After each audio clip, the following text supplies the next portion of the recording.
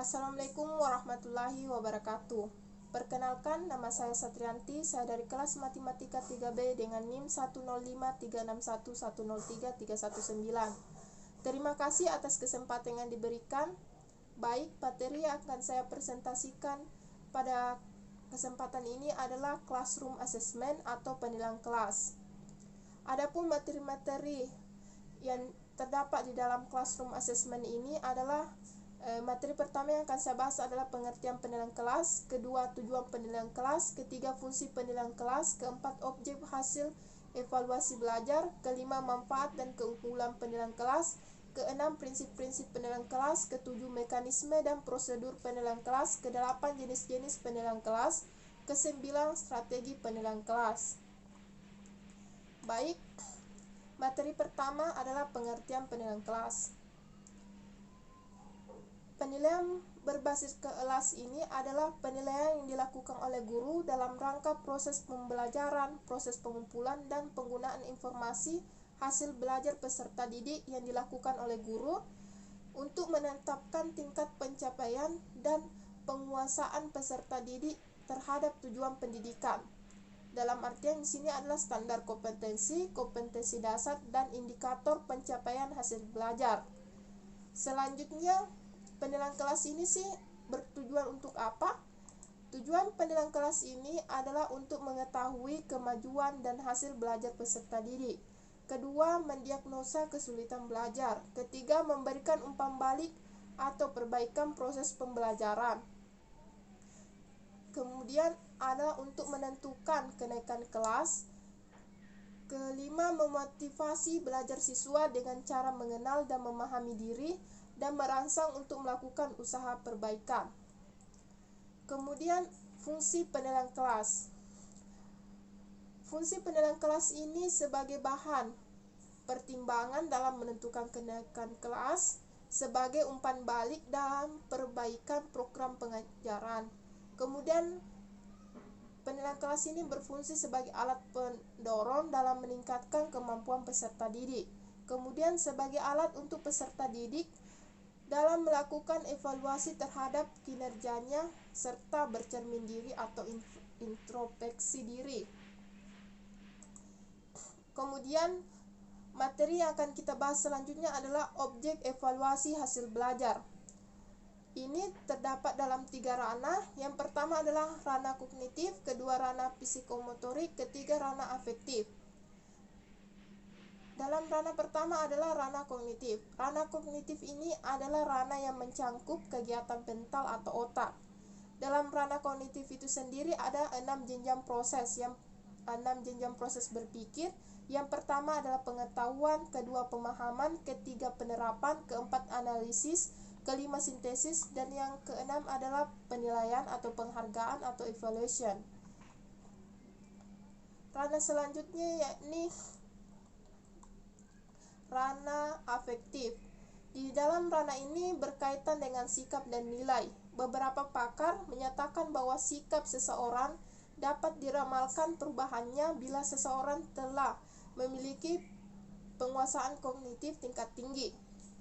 Ranah afektif ini dirinci oleh Cradwell dan kawan-kawan menjadi 5 jenjang. Yang pertama ada perhatian, kedua tanggapan, ketiga penilaian atau penghargaan, keempat pengorganisasian, kelima karakteristik terhadap suatu atau beberapa nilai. Ranah ketiga adalah ranah psikomotorik. Adalah ranah yang berkaitan dengan keterampilan atau skill atau kemampuan bertindak setelah seseorang menerima pengalaman belajar sesuatu atau pelajaran tertentu.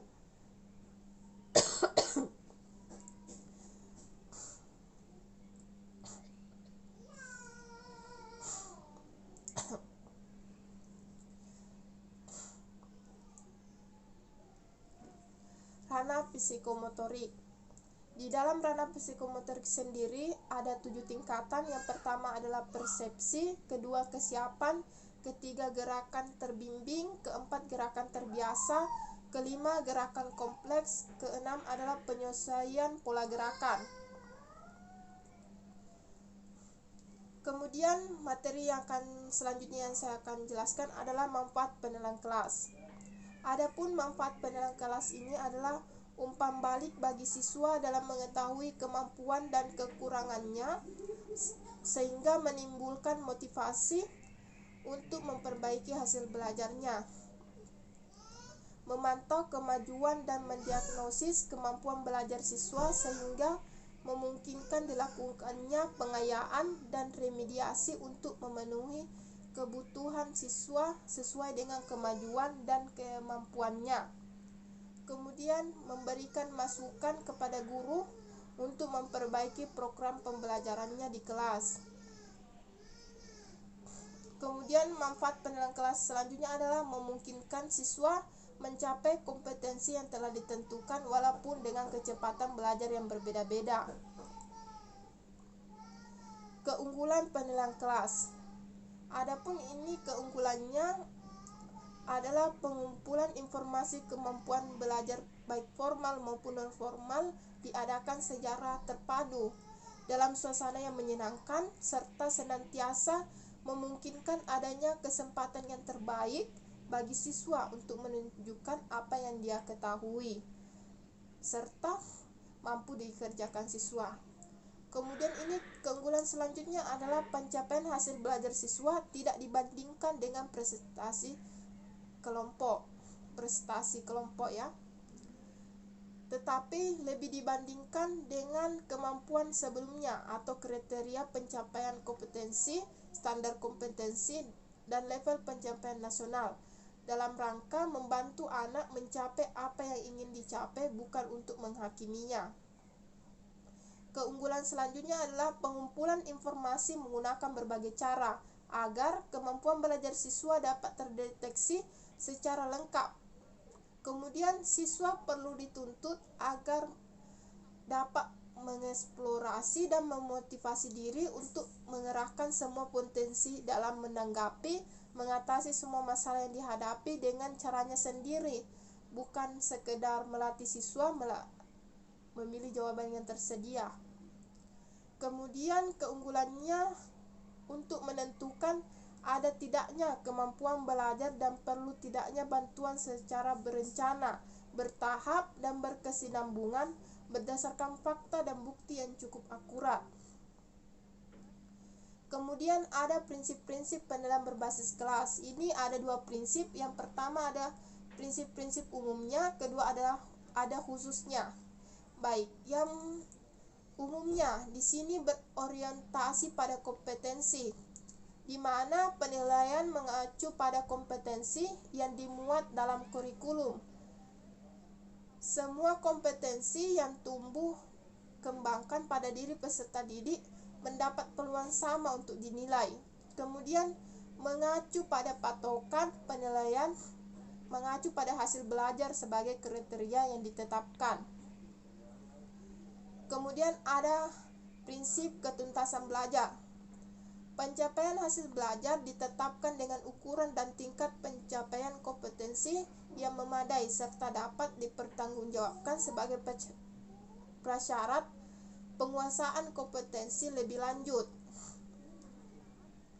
Kemudian menggunakan berbagai cara.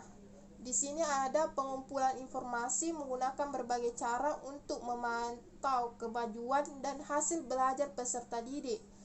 Tes maupun non-tes digunakan untuk pengumpulan informasi. Prinsip khusus selanjutnya ada valid, adil, terbuka, dan berkesinambungan.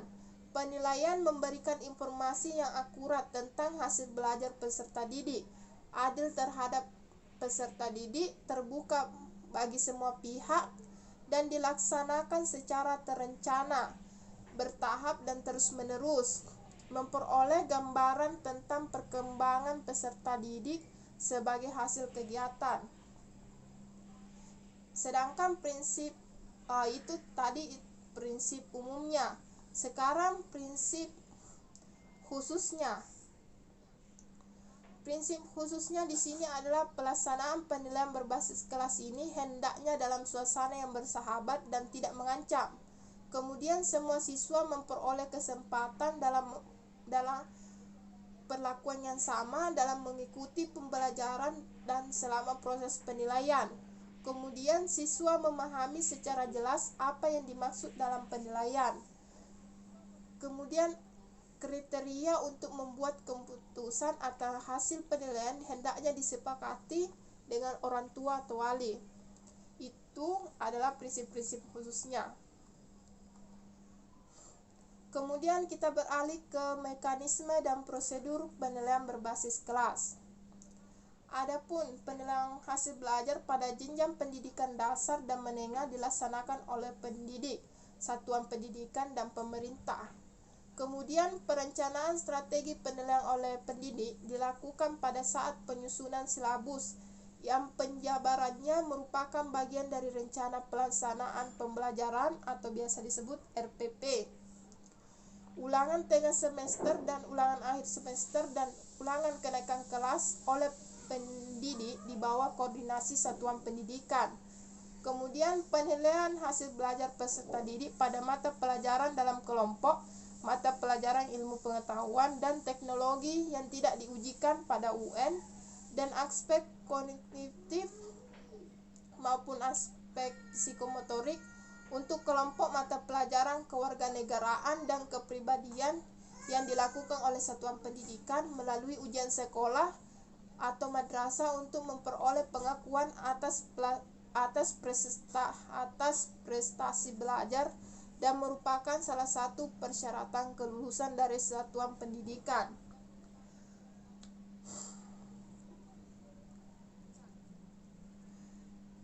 Jenis-jenis penilaian kelas itu menurut Hatta dan Arifin, jenis-jenis penilaian berbasis kelas ini ada tes tulis, tes perbuatan, ketiga pemberian tugas, keempat penilaian kinerja, kelima penilaian proyek, keenam penilaian hasil kerja peserta didik, ketujuh penilaian sikap, kedelapan penilaian portofolio. Jenis tagihan dalam penilaian kelas. Yang pertama, biasa itu guru memberikan kuis, pertanyaan lisan di kelas, kemudian ulangan harian, keempat tugas individu, kelima tugas kelompok, keenam ulangan blok. Laporan kerja praktik atau laporan praktikum, kemudian responsi atau jam praktik. Strategi penilaian berbasis kelas ini tersusun rencananya menyusun rencana evaluasi hasil belajar, kemudian menghimpun data, ketiga melakukan verifikasi data, keempat mengolah dan menganalisa data, kelima memberikan interpretasi dan menarik kesimpulan, keenam tindak lanjut hasil evaluasi. Terima kasih atas perhatian. Terima kasih atas kesempatannya. Sekian materi yang dapat saya sampaikan, semoga dapat dipahami dan bermanfaat. Wassalamualaikum warahmatullahi wabarakatuh.